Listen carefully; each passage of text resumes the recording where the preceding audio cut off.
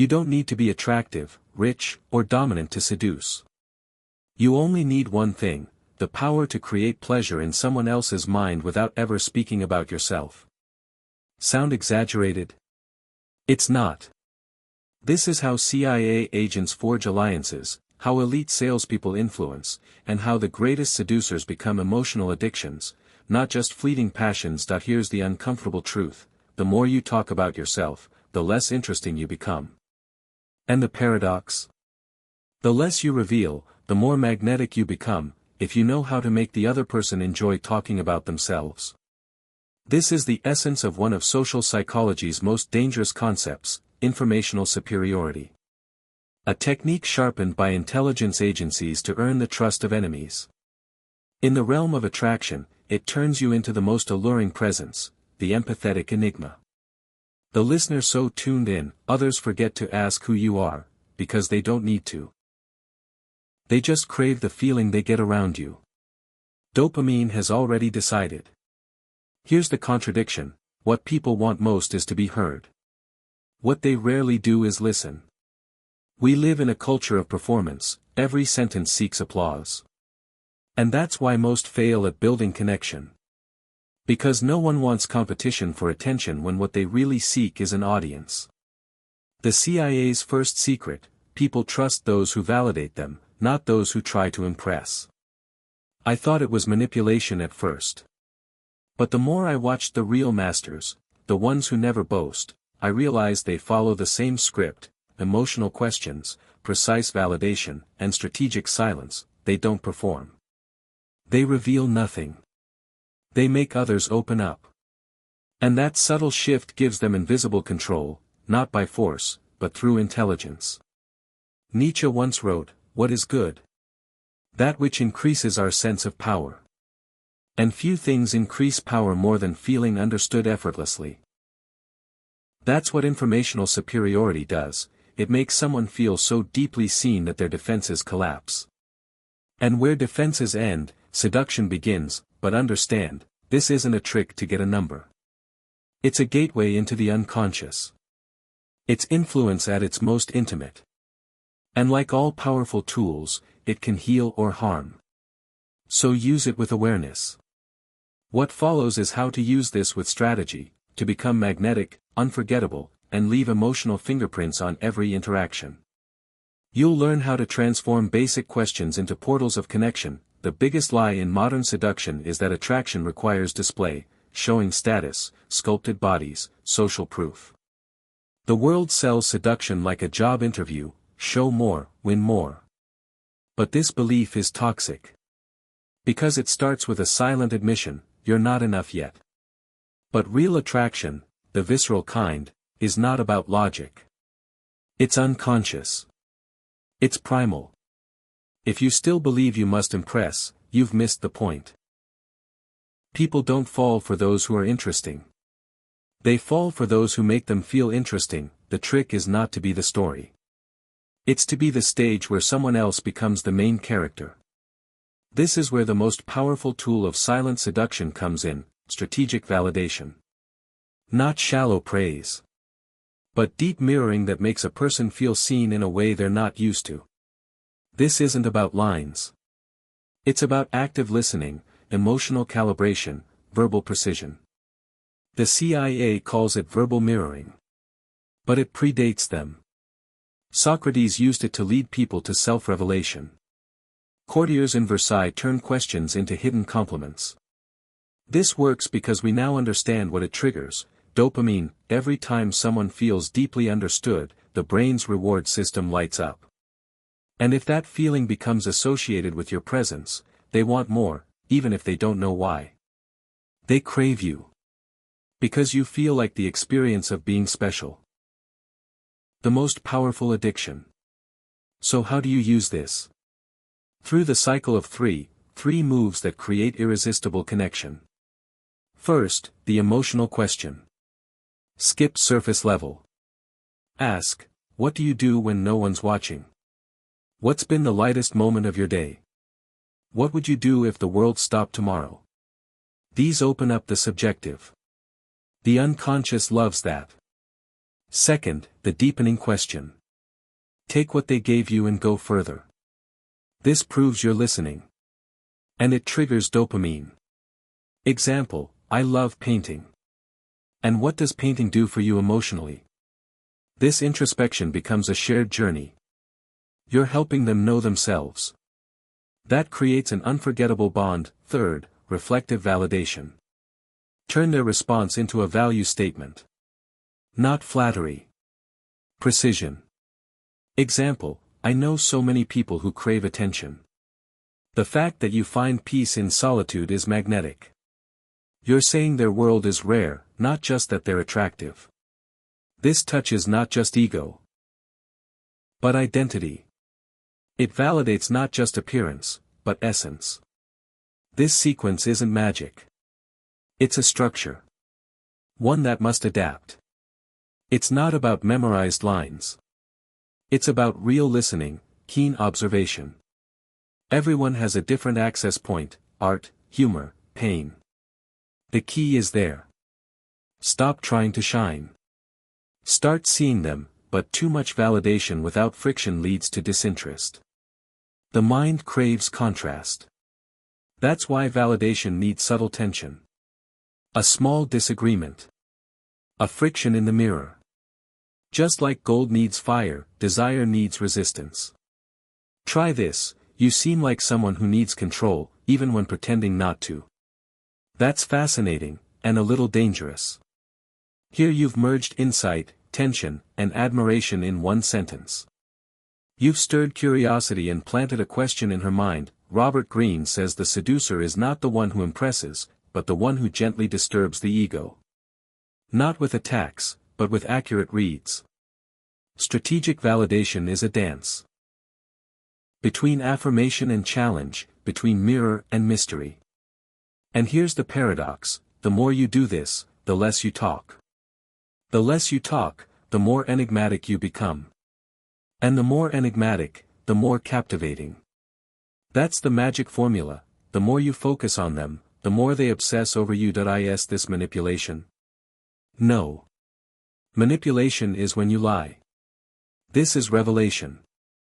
You help someone see their own hidden self. You hold up a mirror they didn't know they needed. And in today's world, that's rare. That's unforgettable. Have you ever spoken to someone who said almost nothing, but you left the conversation enchanted? That's informational superiority. The power isn't in self-promotion, it's in collection. In listening so well that others talk and open in trust. Because every time someone reveals something vulnerable, a memory, an emotion, they're giving you trust.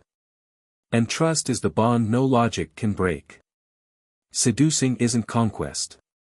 It's being chosen without asking. And to do that, you create a space where the other person feels free, but still intrigued. You're present, but unreadable. That tension makes you unforgettable. Why does this work?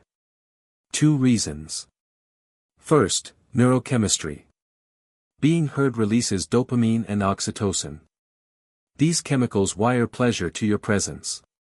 Second, mystery.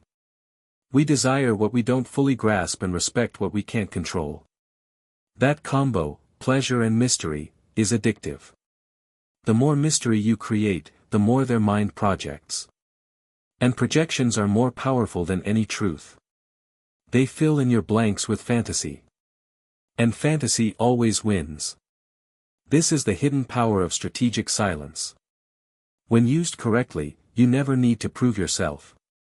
Your presence does the work. But beware, use this power responsibly. Misused, it becomes manipulation. The difference lies in intention. Mystery builds desire.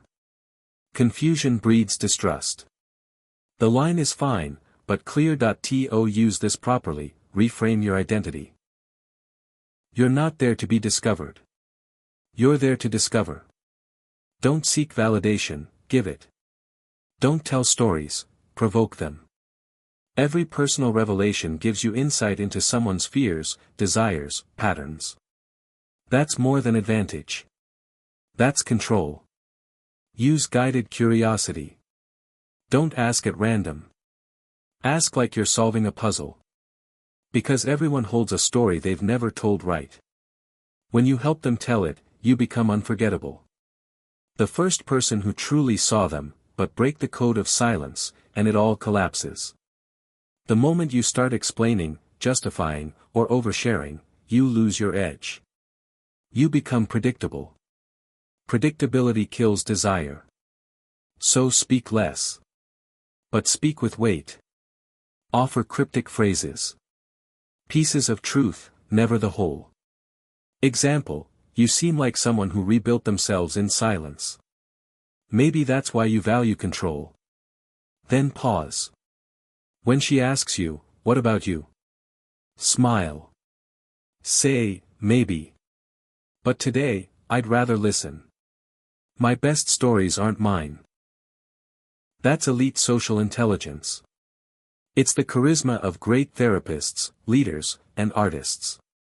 They say little. But every word lands. Robert Greene said it best, what is scarce is valued, and what's valued is desired. If you give too much too soon, the mystery dies. Save the best for when it matters. People only need 20% exposure to form 80% of their perception. That's called exposure bias. The brain fills in what's missing. And if you're enigmatic, kind, and sharp, it fills those gaps with fantasy. That's what makes conversations addictive. That's what makes you linger in someone's mind. Not facts, but feelings.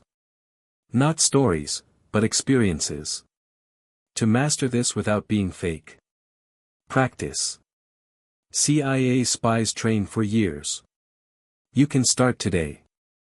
When you speak next, don't. Enter as the silent observer. Ask deep questions. Validate precisely. Stay mysterious. And you'll see, they'll leave wanting more. Not because of what you said, but because of how they felt. That's the secret. The less you reveal, the more power you hold, because in the end, what transforms a conversation into a memory isn't what was said. It's what was felt. And that feeling is dopamine. The hormone of anticipation. The trigger of desire. The invisible fuel of modern seduction. This isn't just social strategy. It's emotional neuroengineering. Using words to trigger brain chemistry, pleasure, trust, desire. Why does this matter? Because the brain doesn't know the difference between real and emotional experience. When you trigger dopamine, the brain links you to the same reward circuits as sex, success, and victory. You become the reward, but be warned. Dopamine isn't love. It's not affection. It's impulse. It's movement. Which means, you can make someone feel intense attraction, without touching, without revealing anything. Because dopamine doesn't need facts. It needs mystery. You create micro-experiences of validation, curiosity, and anticipation. Think like a filmmaker. Every sentence builds suspense. Every pause adds tension. You leave gaps, and the brain rushes to fill them. That's dopamine's playground. Example, you know what's strange? Some of the kindest people I know hold deep anger no one ever sees. Pause. Silence. The mind starts spinning. Was he talking about me? Does he see something? Another. You have a gaze like someone carrying a story no one dared ask about that you're not stating. You're suggesting. And suggestion ignites fantasy. And fantasy fuels dopamine. Anticipation. Addiction. That's the biological basis. When you stir unresolved emotion, you become the emotional stimulus. But there's more. Being heard also triggers oxytocin. Now you're not just exciting. You're safe. And when desire meets comfort, attachment is born. You become the paradox, the one they trust, but can't decode. That's seduction's peak. But to get there, stop chasing attention. Start mastering tension. Because dopamine only flows when something is wanted but not yet grasped. That's the rhythm of seduction. It's not what you give. It's what you withhold. You get close, then retreat. Speak, then go silent. Every gesture, every pause, calculated. Robert Greene once said, "The seducer is an emotional director." He builds scenes, stirs emotion, controls perception. That's what this is. Creating experiences where the other person feels seen, valued, and intrigued, all at once. But you ask, what if someone uses this on me? They already have. Advertisers. Leaders. Manipulators. They know the game. The difference now. So do you. Use it not to control, but to connect. Because at its core, this power only becomes real when it's aligned with truth. Be present. Be honest. Use the tools with intention. That's what separates the authentic from the manipulative. The technique from the heart. So here's the final truth. You don't need to be beautiful. You don't need to be loud. You need to become the space where someone feels joy simply for being. When you master that, you stop chasing. You start attracting. Try it. Take the focus off yourself. Practice the cycle of 3. Use informational superiority. And watch. The reactions will be almost mathematical. Because the human brain is predictable, but few dare to use it well. Now you know the game. It was never about being interesting. It was about being the mirror where others see their best self. That's the real key. Not your story. Not your wins. But your presence, your listening, your timing. True seduction isn't about conquering another. It's about mastering yourself, because the greatest power is making someone fall for the version of themselves they become when they're with you.